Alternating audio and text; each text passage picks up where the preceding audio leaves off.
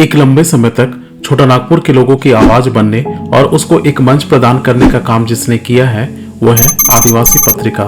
आज हम इसी आदिवासी पत्रिका के इतिहास के बारे में जानेंगे। आदिवासी पत्रिका का प्रकाशन पहली बार 1920 में छोटा नागपुर उन्नति समाज द्वारा किया गया और ये 50 के अंतिम दशक तक लगातार छपती रही। शुरुआती दौर में इसमें मुंडारी, कुड़ुक और हो जैसी जनजातीय भाषाओं में आर्टिकल्स छपती थी। आगे चलकर जुएल लकड़ा और जूलियस तिग्गा जैसे लोगों के जुड़ने से इस पत्रिका ने एक नई ऊंचाई प्राप्त की। इस पत्रिका ने आदिवासियों में सांस्कृतिक और राजनीतिक जागृति यानी कि कल्चरल और पॉलिटिकल अवेकनिंग लाने में महत्वपूर्ण भूमिका निभाई है।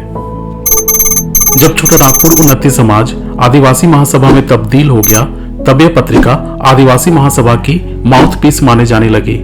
झारखंडी भाषाओं के साथ साथ हिंदी, बंगला और अंग्रेजी भाषा की रचनाओं को भी इसमें स्थान दिया गया।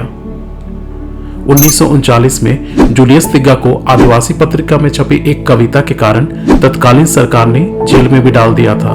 वो शायद झारखंड के पहले पत्रकार होंगे जिन्हें जेल की सजा मिली। इसके बंद होने के बाद 1947 में बिहार सरकार ने इसी नाम से मासिक पत्रिका शुरू की जो 90 के दशक तक लगातार छपती रही, लेकिन बाद में कुछ कारणों से इसे बंद कर दिया गया। बिहार सरकार ने जब आदिवासी पत्रिका शुरू की तो छोटा नागपुर के प्रसिद्ध साहित्यकार राधा कृष्ण इसके संपादक बनाए गए। पहले 4 अंक नागपुरी में निकाले गए, लेकिन बाद में यह हिंदी में प्रकाशित होने लगा।